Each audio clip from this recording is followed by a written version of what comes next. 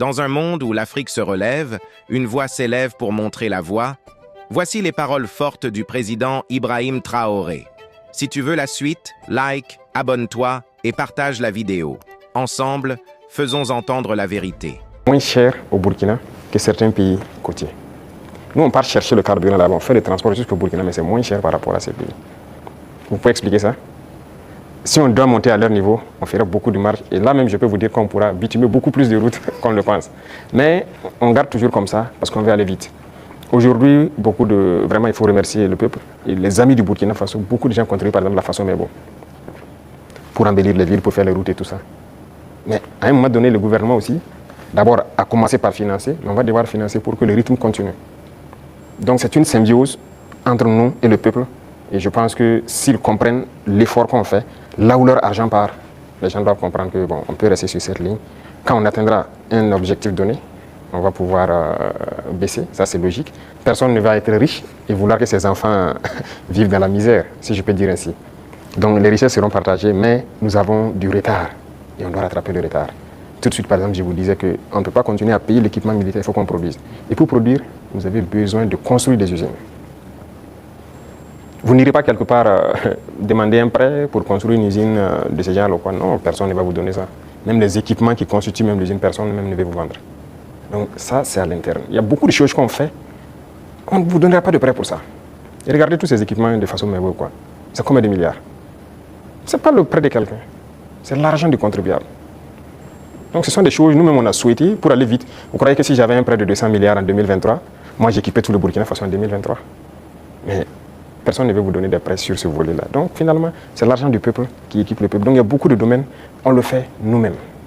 Et donc ça a besoin d'un minimum de sacrifices. Quand on va atteindre le niveau, ne soyez pas surpris. Dès qu'on se sentira que voilà, on peut le faire, on va le faire. Leur Excellence, dans le secteur des infrastructures, avec l'ONBA, Faso Mebo, tout comme dans les industries avec Faso Kosam, les usines de tomates, la SM Sosico, les mines, l'État est de plus en plus présent. Est-ce que l'État n'est pas en train de se substituer au privé? Ah, ça c'est une très bonne question. Alors, il faut faire un choix. Ça c'est une chose. Et l'autre chose, il ne faut pas voir ça comme ça. Le privé a toujours des domaines d'activité. Mais il faut avoir cette capacité de s'adapter. Il y a des choses qui doivent revenir à l'État. Mais c'était donné au privé, pourquoi? Bon, nous, on n'a pas d'élection à financer, on n'a pas de compte à ouvrir ailleurs pour sécuriser quoi que ce soit. Ça ne nous intéresse pas tout ça. Donc ça fait que nos rapports avec le privé sont de plus en plus sains. Chacun fait ce qu'il doit faire, paye ses impôts qu'il doit payer. Et nous les disons chaque fois de s'adapter. Quand on prend le secteur minier, moi j'ai rassemblé les opérateurs, je les ai dit, investissez dans les mines. Beaucoup n'ont pas compris. Il y a un en tout cas qui a commencé à investir. Et je pense que dernièrement, je l'ai réussi à lui indiquer. Moi je l'ai ouvert les yeux, qu'il ne savait pas qu'il y avait l'argent là-bas. Pour lui, c'est l'import-export. Il dit l'import-export, vous ne faites que sortir nos devises. Et le peuple ne travaille pas. Ça, c'est un exemple. Donc, il est en train de se muter un peu. Moi, le ministre de l'Agriculture, vous vous souvenez, il a fait des sessions à Bobo, il a rassemblé les opérateurs économiques quand on voulait lancer les Bagri-Pôle et tout ça, la relance de l'activité, l'offensive. Mais je peux vous dire aujourd'hui, personne n'a investi. J'ai dit d'accord, j'ai fait faire le point de bilan de l'offensive, puisque nous sommes en 2025, au ministre, et la part que le privé devait prendre pour investir dans nos pôles de croissance, je lui ai demandé quels sont les privés qui ont pu investir dans la terre et tout ça. Il dit personne. C'est ceux qui étaient déjà dedans les producteurs de semences, ces trucs qu'on a d'ailleurs encouragé, les coopératives, c'est ceux qui ont continué. Mais les grands opérateurs, je lui ai dit, oui, il ne faut personne. Il dit d'accord, très bien. Ne soyez pas surpris que demain je dise, personne ne prendra de l'argent pour amener à l'extérieur pour payer du riz venir. Vous investissez pour cultiver le riz. Il faut savoir se muter. Il faut savoir s'adapter à l'idéologie de ceux qui dirigent. Donc le secteur privé aura toujours quelque chose à faire. Mais il faut s'adapter au contexte. Parce que si on laisse tout aux mains du privé, il n'y aura pas de pays. C'est ce qui était déjà là. Quand on prend le CCVA, lequel d'entre vous n'a pas de véhicule qu'on contrôle? Vous osez prendre votre véhicule rouler sans visite contrôle technique? La police va vous arrêter. La police, c'est qui? C'est le peuple qui paye, c'est ceux qui sont mandatés pour faire cette police par le peuple. Si la police doit contrôler des véhicules pour vous obliger à prendre la visite technique, et cette structure appartient à un privé, a été privatisée. De l'argent, je dirais gratuit, privatisé. Vous trouvez ça normal? La Sosico, c'était privatisé. Beaucoup de sociétés sont privatisées. Mais ça peut faire rentrer de l'argent pour l'État et que l'État doit travailler pour tout le monde. Si vous privatisez tout, on fait quoi? L'État gagne l'argent où? On ne veut pas construire notre pays? On veut rester comme ça, dans ce qu'on connaît là? Nous, on veut construire. On veut produire, on veut que tout le monde vive bien et en paix. On veut voir nos enfants dans d'autres types d'écoles. On veut que notre pays se développe. Et pour ça, l'État doit être responsable et prendre ses responsabilités dans certains domaines. Même le secteur des mines, on est en train de racheter. Il y a les deux premiers mines qu'on a décidé de racheter, ce n'est pas qu'on a retiré, on a racheté. Et vous avez suivi, c'est près de 100 milliards. Mais c'est l'État qui a payé pour acheter ces mines. Et c'est nous exploitons maintenant. Et on fera comme ça. Même les parts que j'ai dit qu'on va prendre, on va racheter des parts. Il faut que l'État soit fort. Si l'État n'est pas fort, vous n'avez pas de pays. Ça, il ne faut pas se leurrer. Le capitalisme ne peut qu'être sauvage. Si vous laissez le capitalisme se développer à un certain niveau, finalement, vous allez vous perdre. Vous, si vous faites une industrie tout de suite pour fabriquer je ne sais pas quoi, vous voulez faire du profit. Au début, vous pouvez mettre une usine qui emploie peut-être 500 personnes. Et au fur et à mesure, vous robotisez. Finalement, votre usine, vous n'avez que 10 personnes devant un ordinateur qui travaille. Les 490 sont au chômage. Nous, on est contre ce système. On régule aussi. Certes, digitalisé, mais une certaine robotisation, on est contre. Donc, on a une idéologie qu'on va dérouler au fur et à mesure, mais il faut que les gens s'adaptent à l'idéologie. C'est pour le bien-être de tout le monde. Sinon, on va se retrouver dans des situations très inconfortables. Voilà.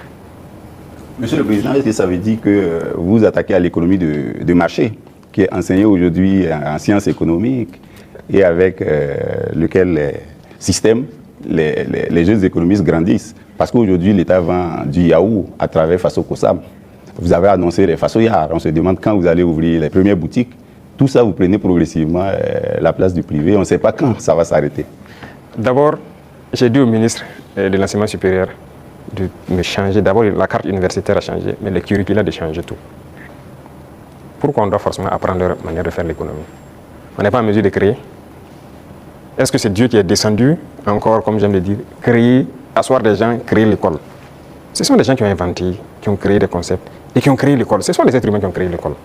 Donc, qui ont mis des programmes, ainsi de suite. Le programme aux États-Unis est différent du programme en France, différent du programme en Angleterre, ainsi de suite. Chacun a sa manière d'enseigner sa population pour atteindre le niveau qu'on souhaite. Donc, nous aussi, on va créer notre modèle. Justement, c'est ce qui nous met en retard. Malheureusement, notre modèle d'école n'est pas bien. On a pris pour les autres, adapté, et finalement, on forme quoi? Ok, on forme beaucoup d'économistes dans ce concept. Est-ce que ça marche? Est-ce que ça marche? Ok, nous, on est en train de changer de système. Est-ce qu'on fait des progrès ou pas? C'est là la question. C'est toute la question comme ça. Il a parlé de l'ONBA, des trucs. Il y a des barrages qui étaient endommagés depuis des décennies, ensablés ou quoi. Cette saison, l'eau est dedans.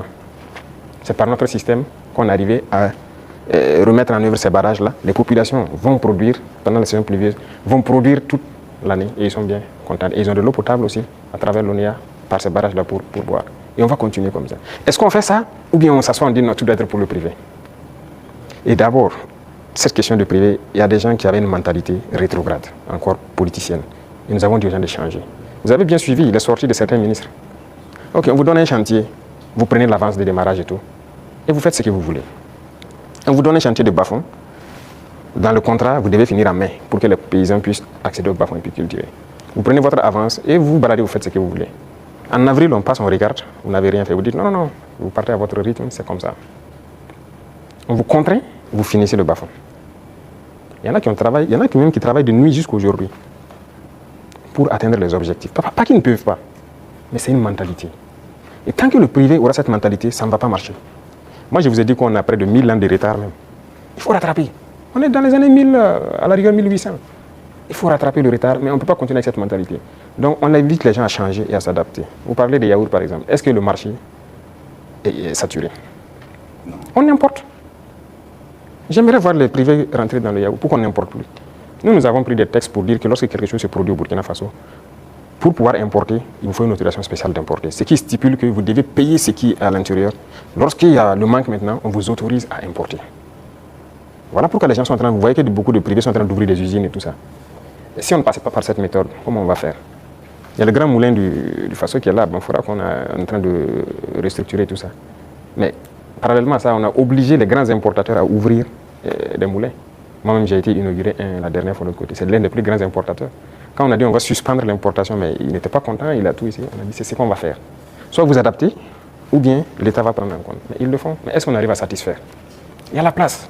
On a de la population, on a un grand marché immense, au Burkina et en Afrique. Mais les gens n'ont qu'à s'adapter, produire.